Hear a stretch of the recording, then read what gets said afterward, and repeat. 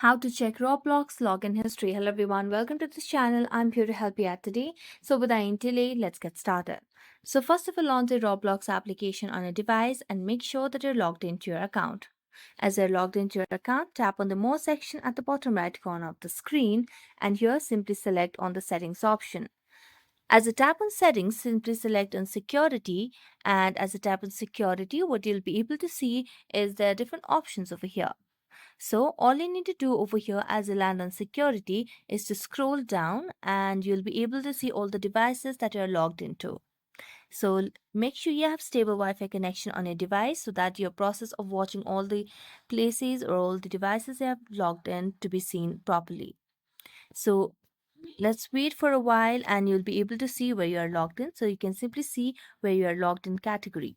So here you'll be able to see and check the Roblox login history.